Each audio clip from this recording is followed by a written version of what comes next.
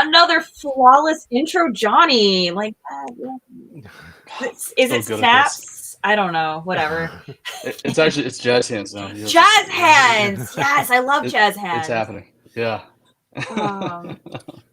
My husband and I took jazz, not jazz, swing dancing lessons, and one of my favorite things is one of the types of swing has this peck thing. It looks really silly, but it's also really fun. I don't know. Anyway, we're not here to talk about today. What are we doing? I don't know. Usual greeting. Good morning, GitOpsians. I am not awake. And it's going to show, but that's okay. I don't have to be awake because Christian Hernandez is here to take over the reins and talk to us about Argo high availability and Argo at scale, which is exciting. I don't have any announcements, but I think Christian does. Yeah, I have maybe just 2 announcements here. So one is ArgoCon is coming. So we just finished building out the schedule. So I'm a co-chair. Mm-hmm. So me and my fellow co-chairs just finished out building out the schedule. Notifications will be going out to those who submitted CFPs Monday, August 26th. And for those who are going to KubeCon, why not go a day earlier and hang out with us Argo folks at ArgoCon? Not just ArgoCD folks, but Argo rollouts, Argo events, Argo workflows. If you're an AI ML person, there's going to be a ton of those people there because of Argo workflows. Any platform engineers, GitOps folks, ArgoCD, we're all going to be there. So so that's kind of it. That was kind of what I've been spending the past 2 weeks doing. It was very intense arguing, and I mean arguing in the adult sense, not in the mean sense, because there's so many good submissions. There were a lot. I was on the committee, and I was going through it on the committee. I'm like, I don't envy the chairs a minute here because I loved all the talks. And it was just I don't know how much we're allowed to say about what we saw in those submissions, other than that they were top tier, awesome. Excellent submissions. And I was just I'm so glad I'm not chairing this because I don't know how I would decide. Yeah, it's a good problem to have. Yeah, it is a very good. It's a very good problem to have, and it's also I feel kind of bad when people reach out and say, "Hey, I got a decline. Is there anything I could have done different?" And literally, the answer is no, because your topic was perfect. Everything was perfect. It's just flip a coin. It's just where you fell. It's just literally there's just too many good. You were too good, right? Yeah. It's a problem. There's too many good ones out there. Sorry, I don't mean to cut you off. Yeah, what would be kind of cool, Hillary, is if we could get access to some of those, right, and reach out to them and be like, hey, we have a GitOps live stream. Why don't you go on the live stream really cool. and do your demo? Great. We couldn't get you at KubeCon or whatever, right? So let's get you on here for an hour and a half, and you can go nuts and show everybody what you're talking about. That is a fantastic idea. I'm surprised I didn't think about that. Yeah. Wow. That's such a good idea, and it's such a dull idea, but it's well, how come I didn't think of it? Yeah, that's great. That's a great idea. All right, well, Mr. Committee Chair? I don't actually know what they call you. Co-chair, I guess. Yeah. Co-chair. Yeah. If you can figure out a way for that messaging to percolate to the folks, send them our contact information, and or if you are a folk who doesn't get your CFP accepted and you want to do it on the stream, email Johnny. His email's right there on the screen. Yeah. Email Johnny. Yeah. Or I guess someone else can make a Google form, right? I guess. We could Google form. We could do something. Yeah. I'll do something. That's a great idea, Johnny. You're a genius. Johnny, you're a genius. Regular guy, just show up on Wednesdays or Thursdays. You don't even know what day it is. That's what a genius you are. I bet your socks also don't match. Yeah. No, they don't. I'm confused half the time. That's why I wear flip-flops. Oh man. So that's one, and two. I think maybe I'll just share my screen for this one. Let me window. So today's topic is what I wanted to talk about. Let me know if you guys see the screen or not. You should see a QR code. Hang on, I have to do the thing I tell the thing to there you go. Play it. There we are. So today's topic, I'm going to talk about ArgoCD high availability, ArgoCD at scale. And it's actually an excerpt from my book. So me and my co-author, Andrew Block, if for those read those of you outside of the Red Hat ecosystem, if you see Andrew Block's name come up as your consultants, you know you're going to have a good time because he's an absolute genius. Him and I decided to kind of swap war stories, as it were, and write a book about getting started with ArgoCD. So this QR code or that URL shortener there, the book is not out yet. The book is actually in kind of like a preview state. And this QR code will give you kind of 30 days access to O'Reilly's platform where you can like preview books that are still being written. And our book, this get ArgoCD up and running, is part of that preview. So I'll leave this up for a little bit, but I'll throw it up at the end as well for those that wants to preview the book. Next month, I believe, or the month after, it'll be in pre-sale, so you can even pre-order it as well. But just kind of this topic, I was thinking, actually during my jog, one of my jogs, I texted Hillary. I'm like, hey, by the way, I have like a ton of topics for GitOps Guys. So if you ever want to have me on, like I've been writing this book and I have all these ideas. So yeah, so scan the QR code if you're watching this, or go to that link, get your 30 days, check out the book. And this topic today is an excerpt. Basically, I'm giving you an excerpt from that book about ArgoCD scaling. So I told Hillary, like, this is the last book I'm going to write because it's been really an effort. Writing a book isn't for the faint of heart. It's a full-time job. It is. We talked about this on the last stream because the last stream topic was also kind of like, because I'm writing a book on platform engineering with a couple other colleagues, Andy and Max, and so it was on technical debt, right? Because that's one of the chapters I was writing, and I have been up until like 1 a.m. repeatedly working on this. And I will say, I'm really glad for editors because some of the things where they've come back and were like, what happened here? And I was like, oh, I was really sleep deprived. That's what happened. Yeah, that was at 2 a.m. That was at 2 a.m. is what happened there. I can understand why authors get like real authors get in advance, because you literally have to dedicate a lot of time. It's more time than you think it is. So oh my goodness, so much more time than you think it is. And the thing that you think is an easy topic to write about, like you start and you can get into a flow, and then you hit something that might be a little complex, and you're like, you get stuck when you're like, how do I simplify this? And you're like, oh my god, and you're like, you just tailspin. How much context do I need to provide? What should I assume people know before I start here, right? Like this is that is the hardest part for me. I was working on the chapter for cybersecurity, and I was like, first of all, there are books upon books upon books dedicated to just aspects of cybersecurity, never mind it as an overarching theme.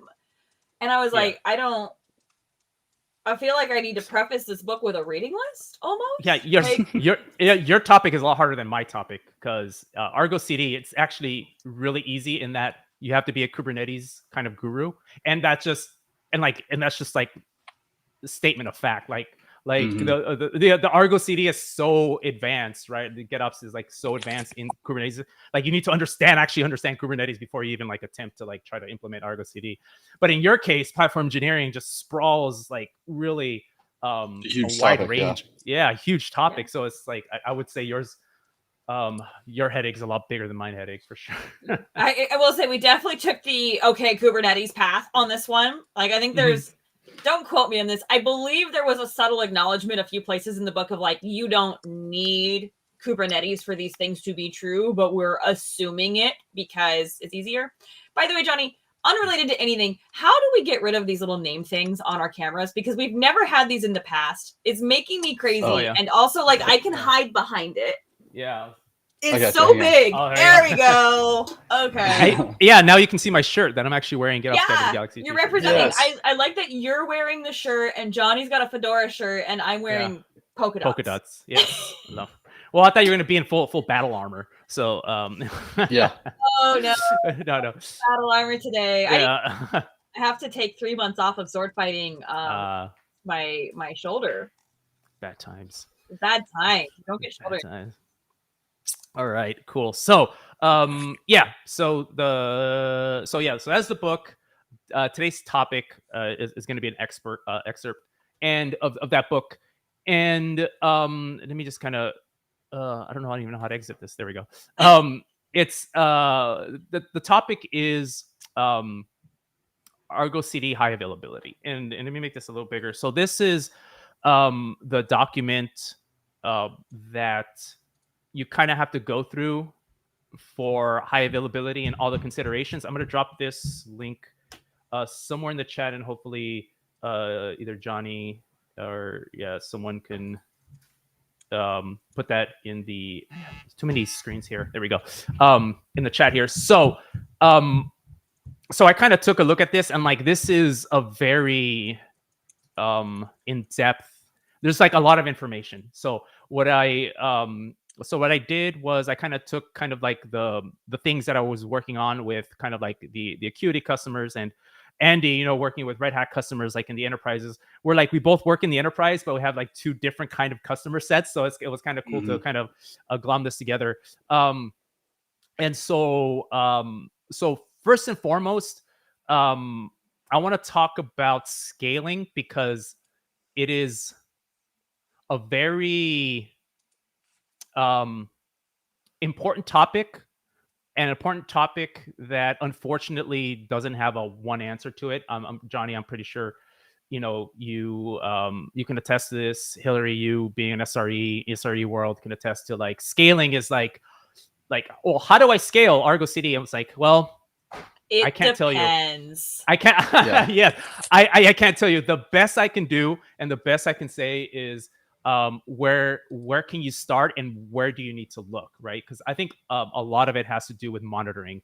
I think Hillary, you had an episode about like monitoring, the importance of monitoring. I know you're a big monitoring fan, and it just like scalability really has to do with monitoring. You a lot with monitoring. You have to be measuring. You have to be measuring and tracking and studying your trends, because it's like when somebody says, how do I scale? It's like, what do you want from scale? Yes, exactly. What do you want from scale? It's like when people say, oh, I want to visit California. My first year is like, well, what do you want from California? Yeah.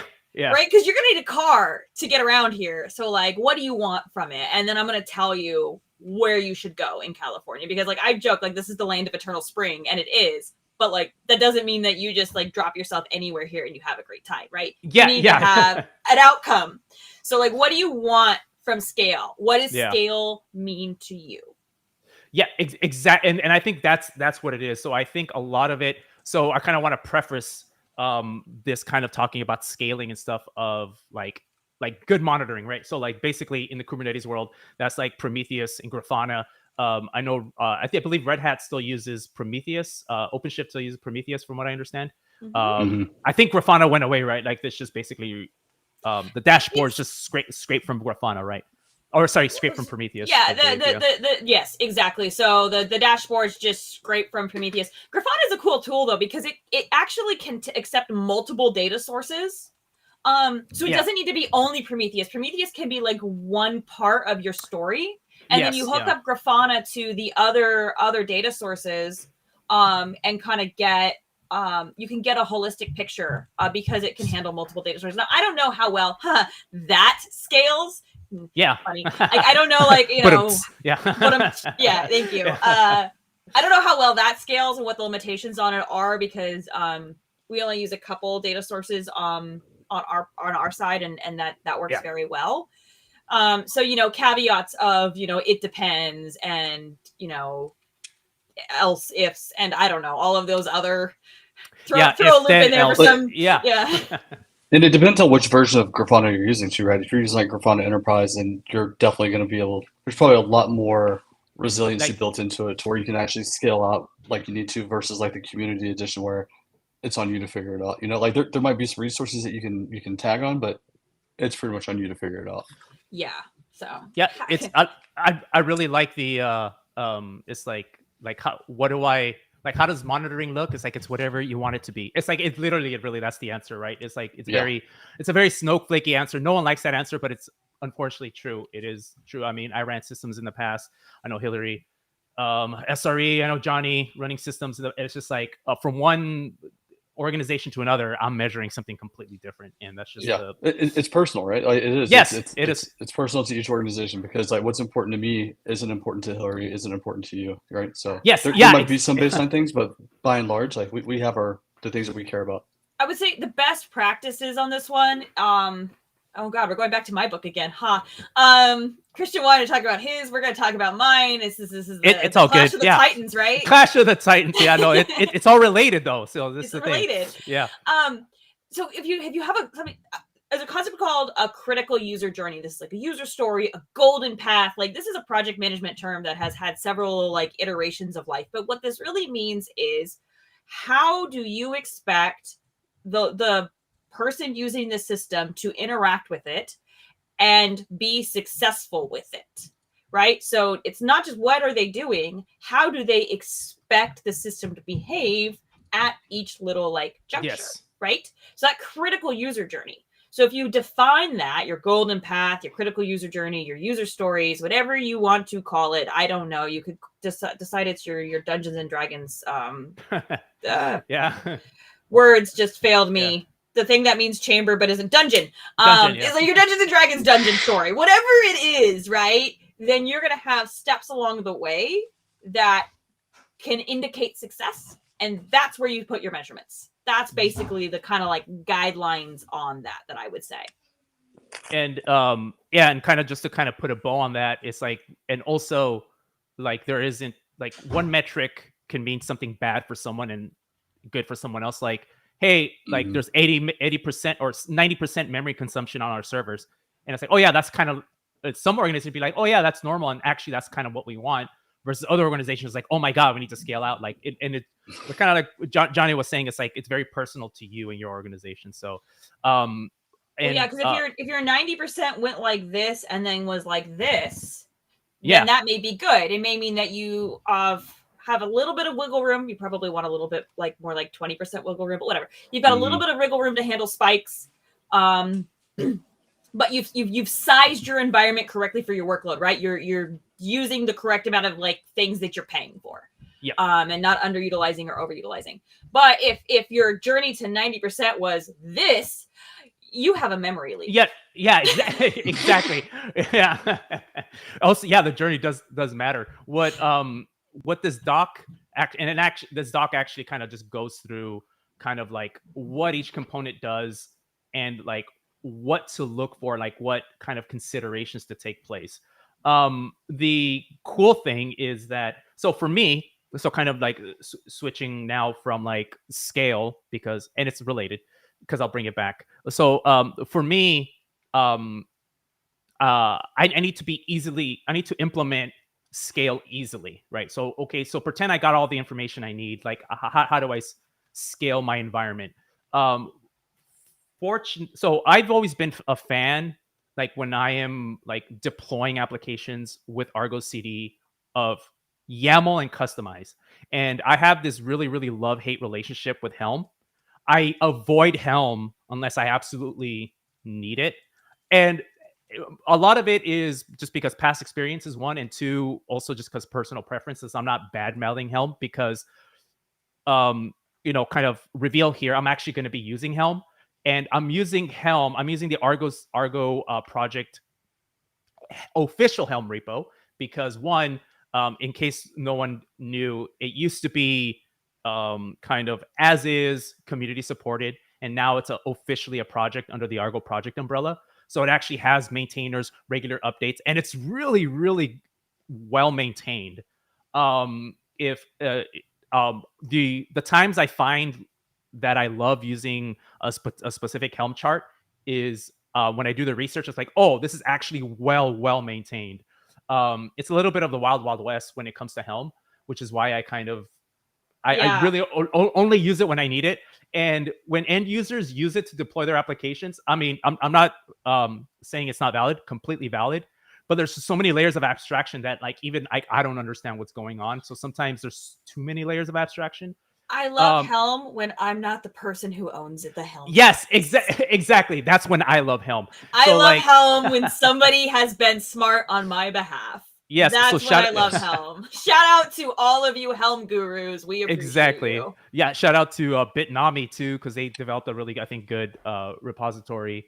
Yeah. And shout out to those maintainers of the Argo Helm chart, because it's made a lot of this stuff a lot easier, right? I used it really recently for a local demo I was working on. Yeah. So so to that end, I actually have it came up. Okay, cool. An ArgoCD instance. If I do Helm ls, as you see, I have ArgoCD, right? So I'm actually using ArgoCD here. I can't see your screen. You're you can't see the web browser. Oh, hold on 1 second. I think I stopped. I think I shared the wrong thing. 1 second. Settings. Okay, share. Oh, that's what I. Okay, that's better. All right, you should see that's your whole desktop now. Yeah, okay, cool. And let me move this here because I don't need this. Okay. Helm ls. I installed the Argo system. Shouldn't be to so I have to do get pods here. So all these individual components, the application controller, application set, notification controller, right, Redis, all this stuff here, you should be monitoring those, right? And so like I'm going to fast forward, I'm going to pretend that you set up proper monitoring heads up. In my book, I do walk you through how to monitor ArgoCD. So I assume you read that chapter when it's out. I'm impressed. I'm impressed. And you did it without even asking me. Yes, exactly. It's I'll tell you those war stories that Andy that we shared with each other. It's worth its weight in gold. If you ever get Andrew Block at a hallway track bring a notepad and just start writing. 100%. So here I'm assuming you did all your monitoring. You can actually use the Helm chart. And what I want to do is test scaling up, and you can maybe make this a little bigger. You can basically just tell the Helm chart what resources, limits, and requests to set to each controller. So here I have Redis, right? Because the Redis cache for ArgoCD, the actual application controller, the API server, the repo server application set, all that stuff that you can like tweak and tune depending on what you need. And so this and you can do it like this. So by default, if you go, if I do get pod. I like that you said your typo. That was my favorite. Yeah, exactly. So now you know what goes on in my head. Let's go. I already live rent free in your head. We're basically exactly. Rent free in my head. I just actually hear you constantly giving me crap in my head. So I would do it if I were there. Yeah, exactly. So so by default, it actually isn't the default Helm chart and the default YAML, by the way. Just when you install by default open source ArgoCD, it actually doesn't set these things, which is actually bad, honestly.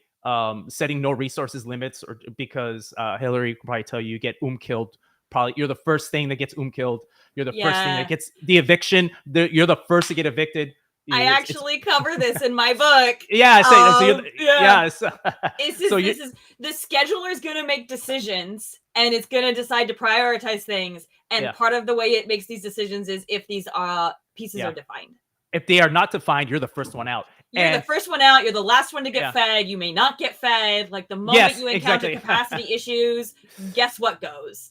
That and what you don't want is your ArgoCD system to be flushed out first. That's probably like it's one of your core systems, right? That would be hilarious, right? It's like why did my ArgoCD go down? It got evicted. Why did it get evicted? Well, you didn't set any of these resource limits. So these limits here, I actually shout out to Gerald. These limits are kind of like people say, well, what's a good starting point? And again, the answer is always like, I don't know, man. You tell me. But these these values here are the values that are set by the OpenShift GitOps operator. So they're pretty good starting values. here. So if you're using ArgoCD via the OpenShift GitOps operator, you don't have to worry about that. All that is set for you using the operator. If you're using open source, you're definitely going to have to set these if you don't want to. I don't want to start a fight because we can probably argue about this for an hour. You may or may not want to set the CPU limits. There's an article out there that says you don't want to. You know, I've had this argument. Yeah. I think we've had it on the stream even. Yeah. And again, if you don't, decisions will be made. Yeah, on your behalf. On your behalf by the scheduler based on the existence of these limits. And this can both cause and prevent noisy neighbor situations, by the way. However, if you absolutely want to make sure a certain workload is completely protected, you can reserve CPU. Okay, the way Kubernetes works. Here we go. The way Kubernetes works is, right, you look at your whole cluster holistically and you have an amount of CPU and you have an amount of memory.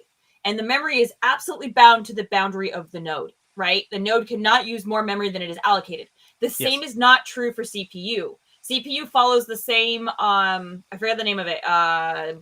Shoot, it's in the documentation. It follows the same model of CPU allocation as the Linux kernel does. Yeah, the kernel, yes. That means that it can be like a node can use more CPU than it is allowed. Now, typically if this happens, that means something bad is going on. If you're using way more CPU than you expect, probably something bad is happening and you might actually want that process to be throttled or rate limited or possibly even, the scheduler won't kill it for CPU, but possibly even killed, because that probably means you have a problem. That problem actually could be a memory leak too. So you may out before the CPU goes before the CPU spikes, or before this, goes completely nuts. But anyway, the other thing is by not setting limits, you are sort of assuming that whatever process is utilizing more CPU than expected will eventually release that CPU. But the reality is it may not. Because again, if it's because of a problem or because of something unexpected, then you're going to have whatever is sitting there needing a certain amount of CPU, like kind of going, hey, what's going on? Theoretically, setting a request reserves the CPU, but it may not actually do so. Use it, You can put more requests for CPU than you actually have capacity. So then the workload priority comes in, and then additional ranking of priority happens whether or not limits are set. You can then also reserve CPU and apply that as a it's the functionality implications label. Wow, I went through the whole technical demo for my chapter and I can't remember any of it right now, but that's fine. Because it was 2 a.m. It was 2 a.m. That's exactly right. Whatever, chapter 6, the code will be there. Anyway, so you can actually then label something so that the CPU cannot actually be used. It basically gets separated from the pool and is perfectly reserved. This can make sure that certain workloads that must always be protected are protected. Yes. A good candidate for that. However, it can cause it can prevent noisy neighbor situations, but it can also cause them. So all that to say, it's really literally depends, right? It really literally depends on what's acceptable. And like for me and the type of things that I do and that I look at, it's unacceptable for my workloads to be going outside of the boundaries of known CPU consumption. So limits a hard must in my world. Absolutely. Oh yeah. And I completely agree. It's never a good idea to not set limits. In general, just kind of like we're talking about kind of generic best practices, which is why I kind of wanted to grab. I think Red Hat put a lot of time and effort and capacity testing and stuff to come up with these baseline numbers. So, which is why I asked Gerald, I'm like, can you just give me the numbers that are on OpenShift? Because like there was a lot of effort to put in. And if you want a good, quote unquote, good starting point, I think this is it. If you're already using OpenShift GitOps, don't even have to worry about this. For folks like me, I actually had to grab these values. And then, so to fix that problem that I have on my kind of baseline install here, I can just use Helm to do this for me. So you can just do a Helm upgrade and then ArgoCD and ArgoCD, and I do reuse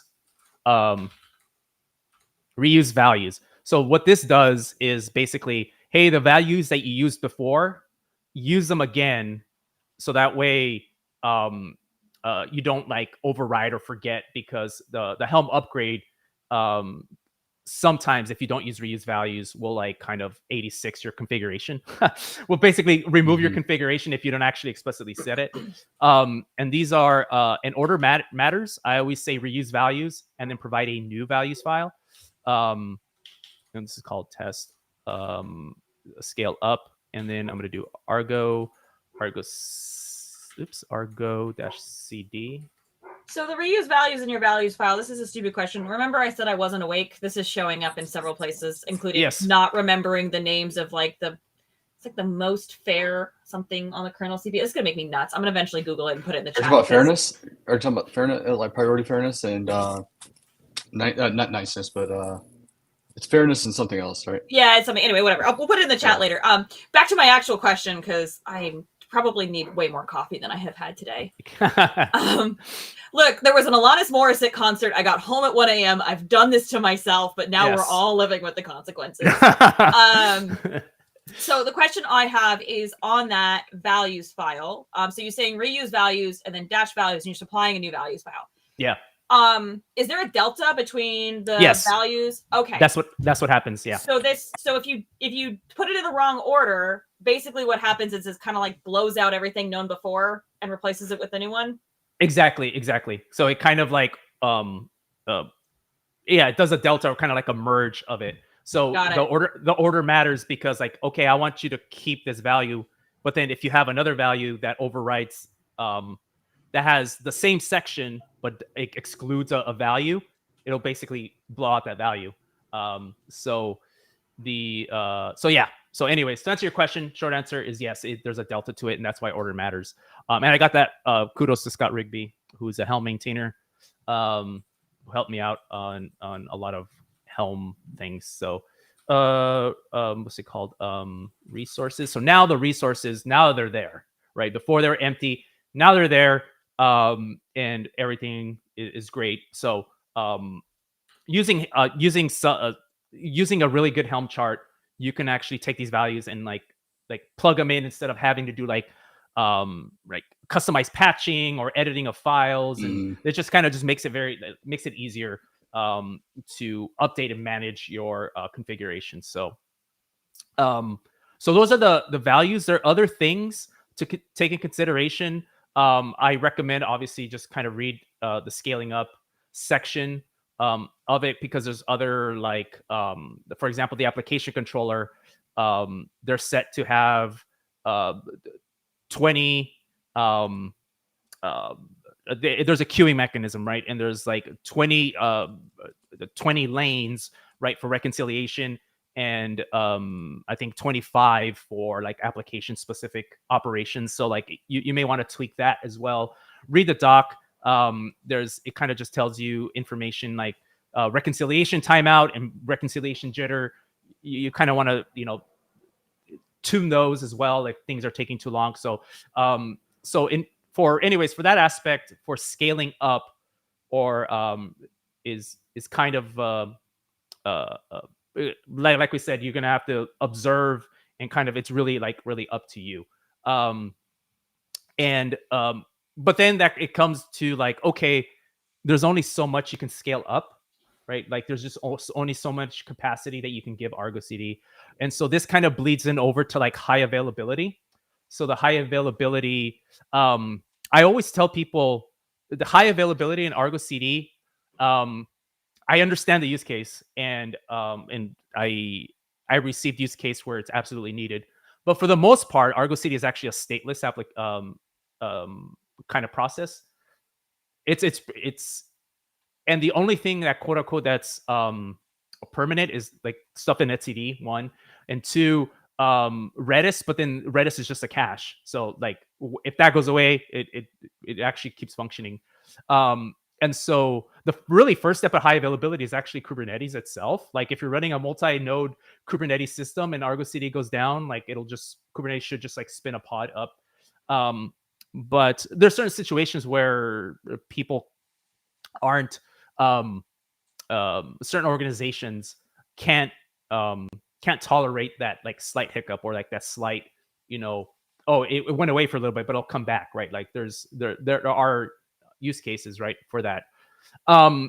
So high availability is basically scaling ArgoCD out, right? So we talk about scaling up those numbers. If you get those numbers, I think the numbers for OpenShift GitOps, I think is a really good. I think you can probably just set them and leave them there, and then focus your time on scaling out, right? Scaling out. So for that purpose, in the beginning, I was trying to get my Kubernetes cluster up. Johnny was laughing at me a little bit because I forgot that if you're going to scale up, you absolutely need multiple scale out. You absolutely need multiple nodes. For one, just because it just makes sense, right? Obviously, you're scaling out. You want multiple nodes, but even for testing, it's not going to work because a lot of stateful sets are out there, and it's basically just waiting for another node forever. So you actually need multiple nodes. And just like scaling up, scaling out is done very easily using using the Helm chart to do it for you, right? And so I have this setting here, Redis HA. Again, you don't necessarily need to do this, but a lot of the times, and I'm sympathetic to this. A lot of times it's just for comfort as a sysadmin. And it's just for like, you know what? I don't want to be woken up at 2 a.m. for something that's going to self-heal. I'm just going to make it HA because I just don't want to be woken up. I don't want, or just comfort, like, okay, if it's HA, I can just deal with it in the morning because it'll just recover. And it's HA, so I think I'm good. So you basically just say enabled equals true.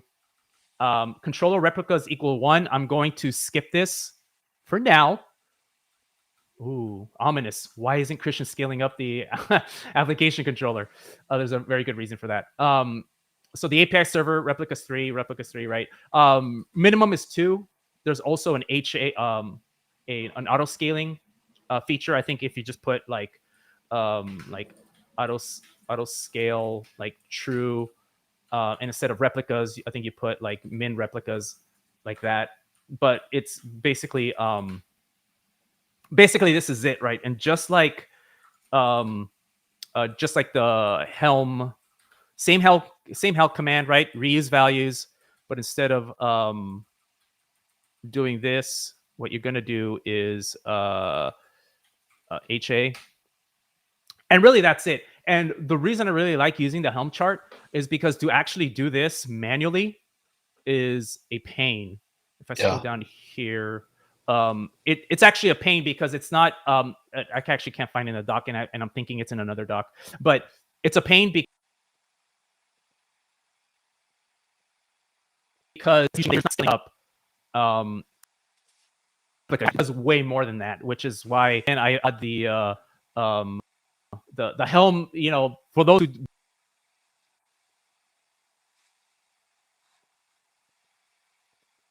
Did we lose Christian? I think we're losing. Okay, I didn't know if it was just me or okay. Yeah. And now, Christian, you're back. You were not back for a minute. You're back. Now you're gone. Okay, am I good? You're a robot.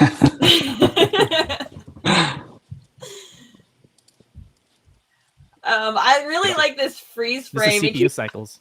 It keeps freezing with the best faces.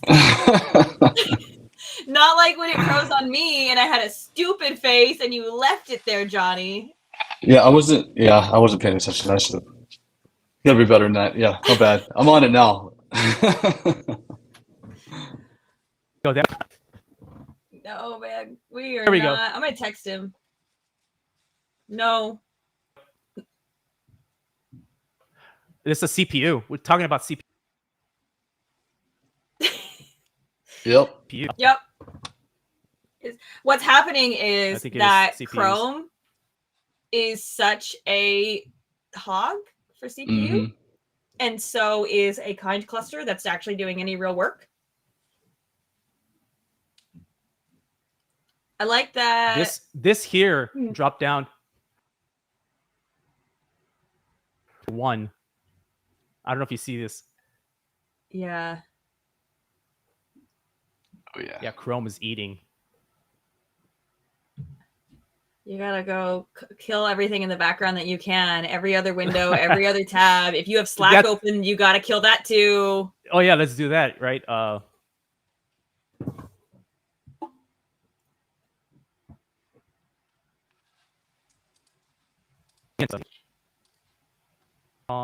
Slack. My favorite part is his screen share is working really well, but like his camera and his audio is not. So it's like we could almost ad-lib this. We could have Christian continue the demo, and we can see how accurately I can say or Johnny can say what he's doing.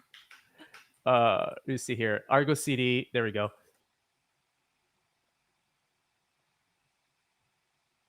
All right. I like that we have a crash loop back off. I was just spoken another language. And there's even a crash. Yeah.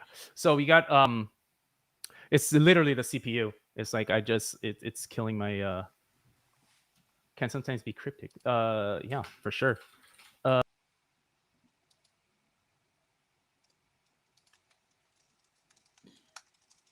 See here, Argo. This is the fun thing where the demo works great until you pair it with Chrome. Ha! Exactly. Yeah. All right, let's do. Okay, let's restart my my thing. Cool. All right. So is that loading? So yeah. So you have these different controllers. Like right here now, the application set controller is running in 3, right? Because I set the scale to 3, and it is each running in a different node, and also has anti-affinity rules. So like again, like I said, I'm using the Helm chart because a lot of it has to do with you have to just set other things, right? It's not just as easy as just scale it up, right? Like it added anti-affinity rules. Mm-hmm. It told ArgoCD to run in an HA mode, right? So like the actual application can run that it knows that it's running, right? It knows that it's kind of running in an HA mode, and also Redis needs a front end. So a lot of that stuff is just kind of just done for you automatically, which is why I love a very well written Helm chart. And so that's kind of like the HA aspect of it. It's actually, there's not a lot of thought to put behind it other than the fact that, okay, I'm just going to scale it out. I'm going to use the Helm chart, scale it out. All that's kind of done for me. And now I know that I'm running on 3 different nodes. So like if I lose a node, work still continues as we're figuring out why that node, went away. So in a nutshell, like when you do the scale through the Helm chart, it's literally going in, it's configuring the scheduler, setting up all the rules and stuff like that. So that way when the scheduler or when the pods come up, it's like, all right, cool, we can't run on the same node. So it distributes the workload across the nodes evenly. And then, as you're making changes, you're reusing the values so that way you're not in order. So that way you're not dumping out like what you poured in to overwrite with the new values and stuff like that, right? Is that yes, pretty much yes, okay. Yeah, exactly. And so another thing I wanted to kind of touch on is the fact that you noticed that I had the controller replicas to 1, and you're wondering why I did that. The application controller replica, when you scale that, you're actually not scaling it out. What you're doing is it assumes that you want a shard. So the really last piece is application sharding. I think it's shard. There we go. And there's really just one paragraph about sharding, and it's like, I wish there was more info. Sharding is such a complicated topic too. Yeah. At least like further reading or something here.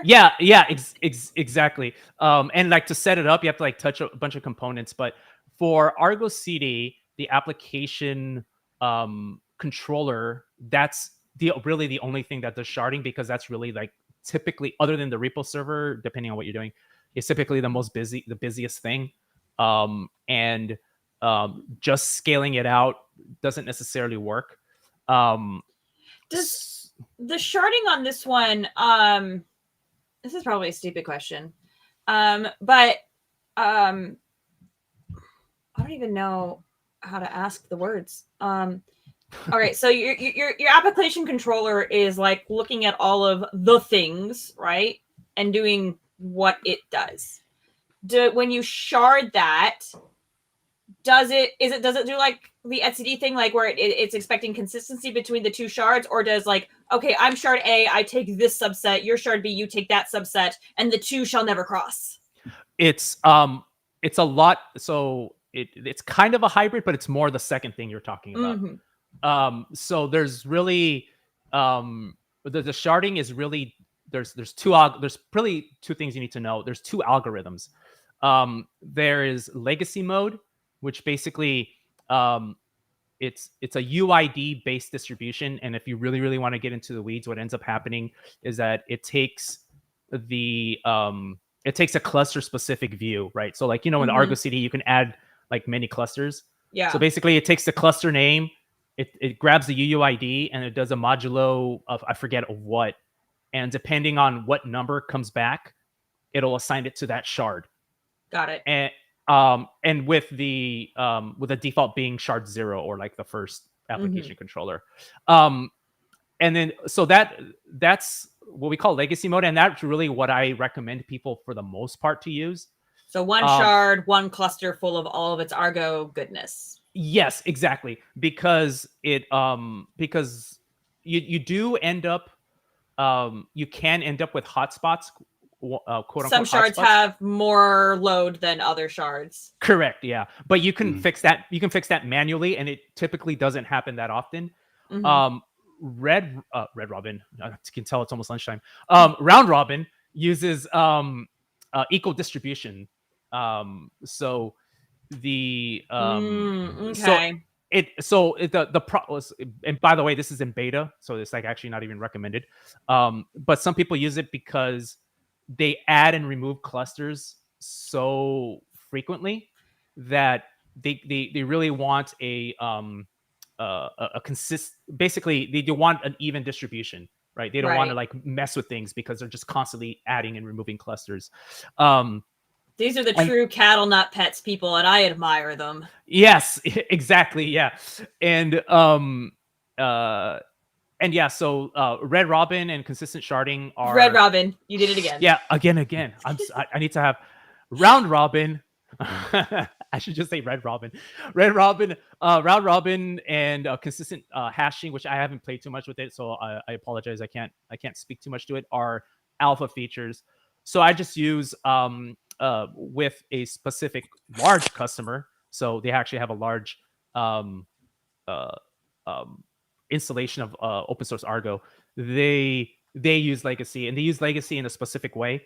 And so let me kind of show you how that looks like. So really, to turn on sharding, again, shout out to those. Is it HA or is it? Yeah. Shout out to those Helm maintainers, because this is how you enable sharding. You just tell it how many shards you want. But the Helm chart takes care of all this extra stuff that you need to do if you reuse it. All of the implementation details lie under the hood. But oh yeah, I love good Helm. I don't. Yes. Don't rely on me to get good Helm, but God, do I love it. Oh, when it's good, right? It's like it's like an old fashioned, man. It's when it's good. Ooh, when it's good, yes. when it's good, it's good. It's really good, yeah. When you're eating the bacon out of it, you're like, yeah, that's good. Yes, exactly. Yeah, the maple syrup, right? Oh yeah. Okay, so... now we are both hungry and desiring a cocktail. Yeah, exactly. Where are we going after this? It's 5 o'clock somewhere. So if you do get pods, ArgoCD, right? There's one application controller, and then again, just like sharding. Just like the other one, to enable sharding, you just basically set the controller to how many shards you want.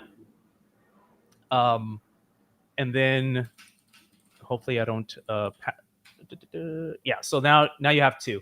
There is a command though that you can run. Let's see if I can find it. Of course I don't have it ahead of me. So it's like ArgoCD admin cluster status. ArgoCD. It tells you which cluster that you have and what shard is it's running as, right? So if I could let's just for these purposes, let's do an ArgoCD login to get ingress. Yes, okay, cool. All right, so do Argo. We're gonna just hot add a cluster. ArgoCD login. Let's see, username admin. I don't care if you know my password because it's admin and it's local. It's gRPC. the same test password we all get when we spin up a local Yes. Argo. Yeah. So you got so the cluster stats. So here it tells you which shard it's using. So the cluster that ArgoCD is running on is using this shard. Let's create desktop is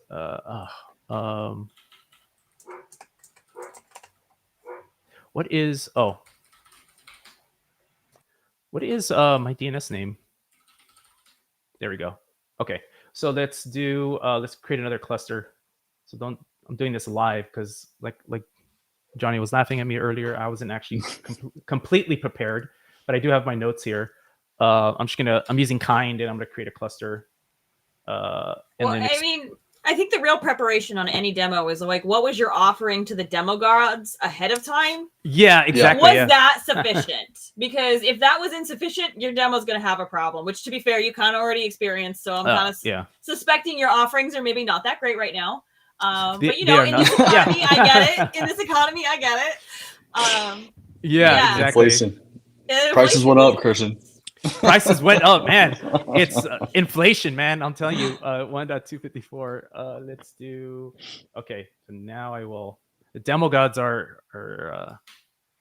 This will take a little bit, but what I'm gonna do is I'm gonna hot add. I'm gonna add a cluster, and then we're just gonna look and see which shard that cluster is attached to. So from a high level, you're going to be asking, how does it shard? The sharding focus is cluster based, right? So if you have a particularly busy cluster, sharding isn't really going to help you because you can't spread that load like between shards, right? It's a one-to-one relationship, cluster to shard. And so I got the context. I'm going to unset kube config. So without dropping customer names, like what's the use case for having HA Argo? You know what I mean? I get it, right? I mean, I understand fundamentally why you want that, but like you said, it's pretty much stateless. Everything is in Git. You have the controller and stuff like that, but like, what's really the use case? Yeah, so for HA specifically, you can the use case is one, you can only scale up so much, so you're actually scaling out. So it has some more to do with scaling than with like high availability. Which is that was like that particular use, because it is kind of stateless, and it comes back relatively fast, and like really your application still like there's very little benefit other than you get the resources from other clusters. So that's kind of like the use case. Okay. So here I added a cluster, and this cluster is now shard 1, right? So if I do so that corresponds with this application controller. And so, but that's not always the case, right? So it just happens that it landed on 1, but it doesn't actually, it does it by a UID, and it just happened to land on that. So what you can do is ArgoCD, your clusters are sorted in secrets, and you can actually manually assign it a shard. Right, so I can do let's do the patch. So if I do patch this secret, and then I can actually manually assign it a shard. So I can do shard 1. So this particular customer basically says, I have where is it? I have like 12 clusters, so I just have 12 shards, and I manually assign them each one. And each one basically handles all the operations for that one cluster. So this won't look different, right? It'll say 1, but if I can say, let me do a 0, I can actually assign it to that shard, and it'll always go to that shard. So the next natural question is like, what happens if that shard goes away? There is, it says in the doc, let me see if I can read it here. Oh, and it actually tells you the shard. What ends up happening is there's a 10-second timeout. it says I found it. Maybe it's not in this doc. So anyways, there's a 10-second timeout. So basically every 10 seconds it'll run the hashing algorithm, and if there's no change, then it just doesn't do anything. If the actual shard isn't there, it'll basically take the next one, which is usually 0, right? It'll probably always default to 0 or the next available one. So okay, so it defaults to the next one that answers. Yes, basically, okay. yeah. So for those who are nervous to assign it to a specific one, it's fine, because if that goes away, that's really more like preference, right? It's more like the Kubernetes scheduler. It's like put it on there, but like if something happens, ArgoCD will figure it out. And so you can going back to my CLI here. And just another question, and if you don't know, like I'm not trying to stump the jump or anything, but like if when it's doing a rebalancing, right, and it's trying to go back to a shard that say maybe doesn't exist from the interface, what does that look like? Are you even aware of it, or is this all back end and it's just controller talking to controller trying to figure out what's going to happen next, and then you as a user you don't really see anything? Yeah, as a user, you don't really see anything. So it's more of a background process. You may see like a bit of slowness, while it's trying to figure out like which shard to use for the process. But really, that's the only thing you'll, as a user experience, you may not even see that slowness or experience that slowness, but there will be a slowness because there's like a recalculating that's happening with the shards. So sharding is something that people use. Basically is like, the legacy mode is what most people use, and they basically do a one-to-one assignment. And it's one-to-one to clusters. Again, like if you have a busy cluster, sharding isn't really going to do you much other than like you're isolating your hotspot. I guess your hotspot, you at least know to put a shard maybe with on a node that has like more memory, more CPU, things like that. But if you have a lot of processes like going through different clusters, sharding can help you, because it's basically you're assigning workloads to different controllers versus just going through the one controller. In general, those are really your options, right? Like with scaling with ArgoCD and high availability is scaling up, scaling out, and then sharding. And you're going to be using combinations of all of these, depending on, again, as the saying goes, it depends, right?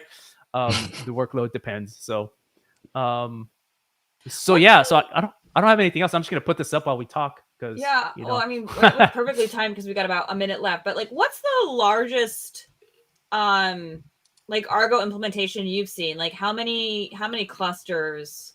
Because I think I've heard rumors of like 10,000 clusters being managed by ArgoCD. Yeah. So again, it all depends, right? But in the thousands, right? You're talking about like thousands of clusters, like tens of thousands of clusters. I think the largest scale I've ever heard of with ArgoCD specifically is Intuit. They have a very, very large scale, and they have, and they only use multiple ArgoCD instances because of like, they have, it's not because of ArgoCD scaling itself. It's because they have regulatory things like, a cluster that touches dev cannot touch also prod. Yes. There's that. So that is that beyond regular, extremely important best practice as well. Even when you don't have the same regulatory restrictions, they also probably have like data sovereignty restrictions and so forth like that. That'll play. And that all, again, like you said, it depends. What are your security needs? What are your compliance needs? Like, what stage of maturity is your organization at? Like, how much flexibility do you want people to have in dev environments compared to prod environments? Because if you expect everything to be prod-like, then everything can be prod-like. But if you want people to be able to really muck about in dev, then there needs to be serious isolation between them. I think we've all seen it, right? Production data always somehow manages to make it back into the dev environment, even though it never should. It never should, yes. And it's like, how did that happen? And it's just, how did that happen? How did it get there? Who did this? we should just dedicate, like, we should come on and just kind of like complain for an hour about past war stories. That'd be a lot of fun. There's a cool question though. How does sharding interact with other ArgoCD features like application sets and rollouts? So application sets, its only job, application sets, is to create applications. So it doesn't interact with it so much, where application sets, all it does is create applications. And if you're scaling out, the application set controller doesn't really need a lot to do its job, because it's kind of like a factory. Like, all right, give me an input, I'm going to spit out ArgoCD applications. So so the real work, quote unquote real work, it actually happens on the application controller, not the application set controller. So it interacts with it in that you don't really have to worry about it interacting with it, because ArgoCD, so Argo application sets is basically kind of an automated you, right? Instead of you creating the applications, the application set controller template engine does that for you. And with Argo rollouts, it doesn't. That's like a whole nother project and a whole nother discussion about Argo rollouts. It's interacting with the Argo rollouts how it does normally. So that's like I think a whole nother topic. I think maybe we talked about Argo rollouts maybe once before, but yeah, we talked on the stream. I think we talked about it once while you were still here before you abandoned me for the second time. And then I believe Gerald's come on and demonstrated some Argo rollouts mixed with some ACM goodness. Awesome, yeah. But it's been a minute since we've covered it on the stream. It's one of those things where ArgoCD is changing, and it's changing in exciting ways, but not in ways that are always necessarily streamable on a week, every 2-week basis. Sometimes I'm keeping an eye on things, but I'm waiting for them to mature or a feature to graduate from beta into the next thing before we kind of circle back to it again. And then sometimes I just forget. Yeah. I just forget. There's a good question, and I think I'm just going to send a link about automatically adjusting. So that has more to do with Kubernetes than ArgoCD. So I should probably just show you, and I'll put this link here. This Helm chart basically gives you auto scaling, way to auto scale it. And basically you just enable auto scaling if you wanted to automatically adjust those sizes.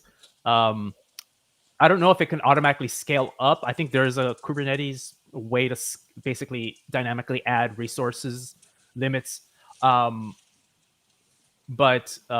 yeah, that's really more of a Kubernetes thing, right? So dynamically, like increasing memory use, the requests and limits for the controller is more of a Kubernetes thing. If you're talking about distributing the shards, that's the Red Robin one I was telling you about. That if you want to equal distribution, you're going to use that. It's just it's an expensive way to run it.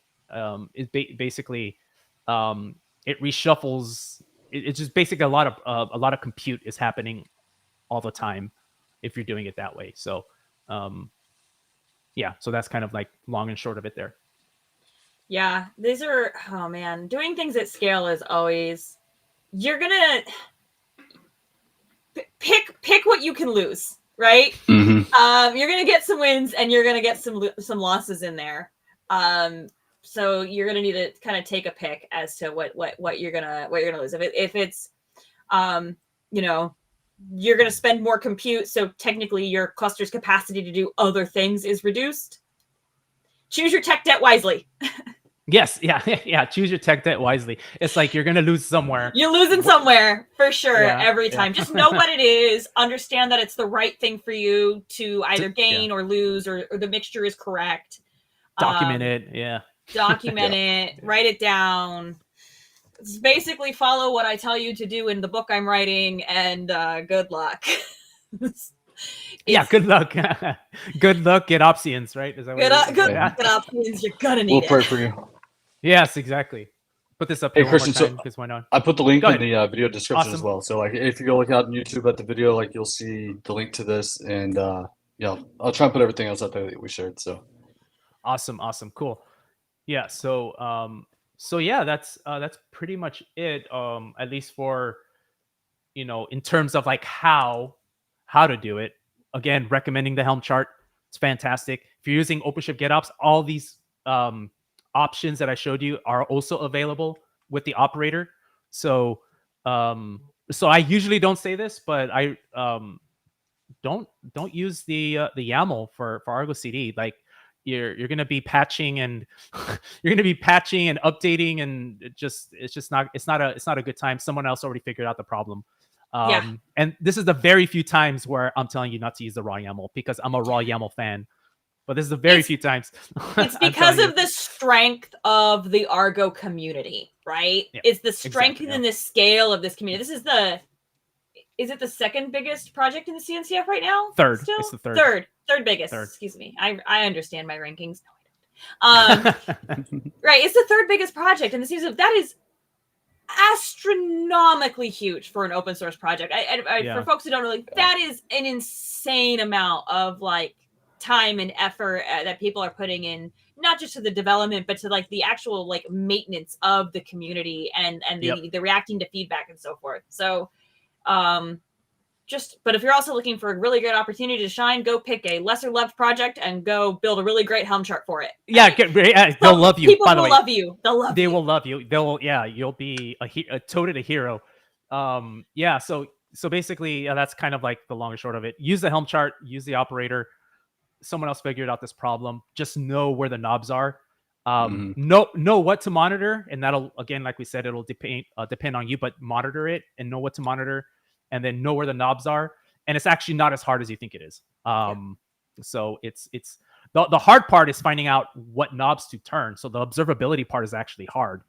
The easy part is turning the knobs to where you want it. And luckily, the Helm, the ArgoCD Helm chart maintainers, and the operator, from Red Hat, the ArgoCD operator, which you don't have to use the OpenShift GitOps. You can actually use the ArgoCD operator. There's an open source version. Figured out this problem for you. So that part's easy.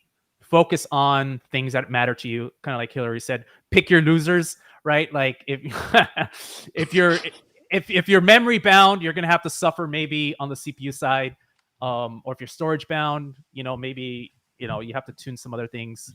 Again, it all depends on what you want. If you're dealing with highly regulated environments, some of this is not going to probably matter anyway, because you're going to have more smaller implementations, and then that's where you need to be focusing your management, not on necessarily this. So it's do the thing you actually need to do, not the thing that sounds very cool. I know I like doing the thing that sounds very cool too, but sometimes the thing you need to do is actually just pretty boring. Yeah, it is. Yeah, and I like bogging down my system. That was kind of cool. That was amazing. I was skipping. That was awesome. I don't know if it froze at the right time. I brought up the CPU usage, and the idle time was like at 1 on all my threads. All my cores, the idle time was like 1 instead of like 99, which we usually are. It was busy. It was working hard to scale up that kind cluster for you. Yes, exactly. All right. Well, we actually are over time, which we do sometimes, and that's okay here. Our Hope 9 would be like, hour and a half stream, and we'd be like, no, we don't have another 20 minutes of content, although we can just talk that long. We're good at it. We could talk that long, yeah. Yes. But we won't, because we all have other things and meetings to get to today. We didn't plan for it. Christian, it's great to see you again, as per usual. We might see you back here again soon, because I understand Johnny is abandoning me in 2 weeks. Abandoned for one episode, yes. For one episode, I know. I'm making it a really big deal. Johnny's out next episode. I haven't figured out the plan yet. I have plans September onward, but next episode I'm still kind of figuring out. So maybe Christian will be back to talk more about his book. If not, we'll do something else. I'll post about it on LinkedIn. That's how we figure out what I'm doing every time. Until then, choose your technical debt wisely, and we'll see you when we see you. Cheers, everyone. Bye-bye.